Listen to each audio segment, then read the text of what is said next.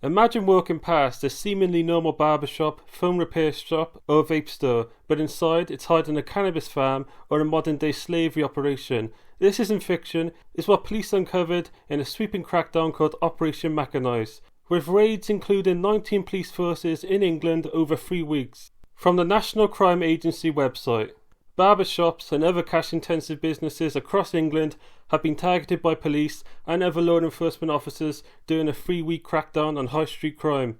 In total, 265 premises were visited across Operation Machinize, where officers secured freezing orders over bank accounts totaling more than 1 million, executed 84 warrants and made 35 arrests. The operation saw 55 individuals questioned about their immigration status and a further 97 individuals safeguarded in relation to potential modern-day slavery. In addition, officers seized more than 40,000 in cash, some 200,000 cigarettes, 7,000 packs of tobacco, over 8,000 illegal vapes, and 2 vehicles. 2 cannabis farms were also found, containing a total of 150 plants. 10 shops have been shut, with further closures expected as a result of ongoing investigations. The NCA estimates that 12 billion of criminal cash is generated in the UK each year, which is typically smuggled out the country or integrated into the legitimate financial system using a variety of laundering techniques. Cash-intensive businesses such as barbershops, vape shops or nail bars, American-themed sweet shops and car washes are often used by criminals to conceal the origins of illicit cash. The crackdown, which is part of the National Crime Agency's continued disruption of cash being laundered in the UK, involved 19 different police forces and regional organised crime units, as well as national agencies including His Majesty's Revenue and Customs, Trading Standards and Home Office Immigration Enforcement. The interesting thing is people were finding it fishy that all these small towns would end up with a flood of barbershops and complaints that they had very few customers, if any, with sometimes lavish cars out the front. Turns out there is widespread organised crime hiding in plain sight, as these businesses didn't care about a profit, they were laundering money. This badly affected local economies, also as local stores would be outcompeted by these criminal stores who didn't need to make any money.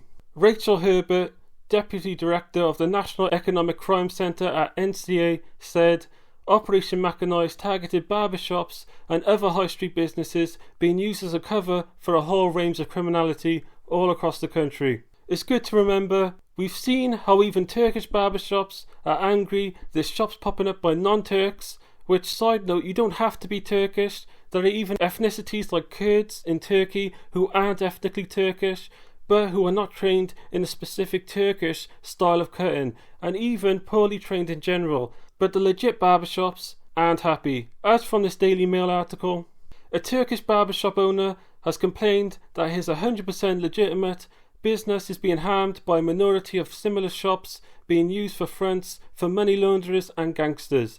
The recent explosion in Turkish barbershops along British high streets have fueled widespread suspicions of organised criminal activity, as numbers have increased by 50% in the last 6 years to around 19,000.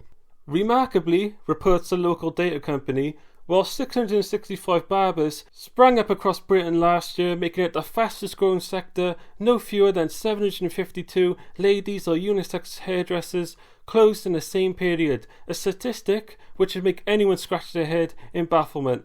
Reza Jafari, 31, who runs Pasha in Tunbridge Wells, Kent, has had enough of these who harbour suspicions about the massive rise in Turkish barbers, but admits he can't explain himself why there are so many, particularly within the last 5 years. Reza, who works with a business partner but hopes to buy his shop out completely soon, is close to the Spa town's high street.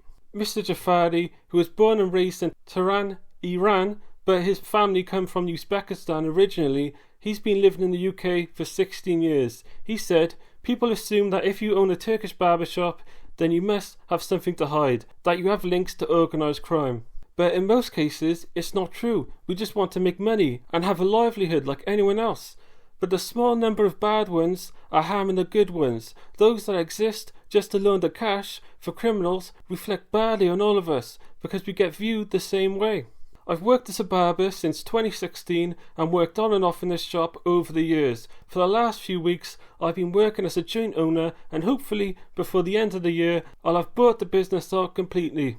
I've seen the books and the paperwork. The shop is registered with HMRC and with the company's house. It's a 100% legitimate business, otherwise I wouldn't be buying it out.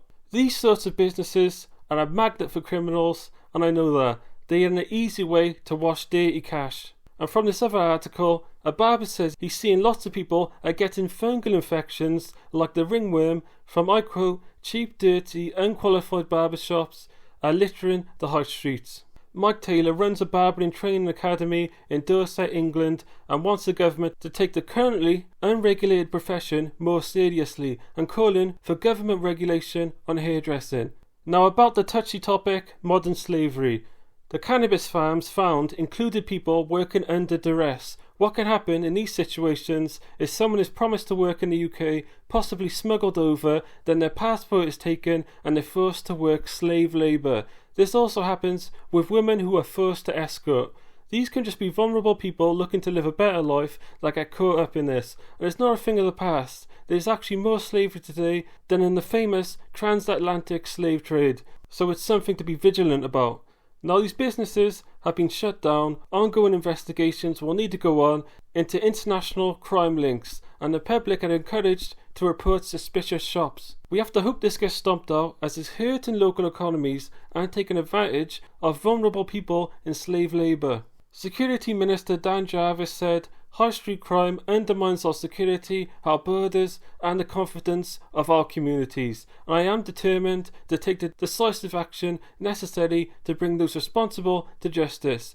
The successful NCA-led operation highlights the scale and complexity of the criminality our towns and cities face, and demonstrates our collective determination to make our streets safer, and a key pillar of this government's plan for change. We will continue to support the NCA and other law enforcement partners as we make the UK an even more hostile environment for organised crime. Operation Machinize shows us that crime isn't always in the shadows. Sometimes it's right in your high street. If you found this breakdown eye-opening, drop a like, comment your thoughts, and don't forget to subscribe for more news.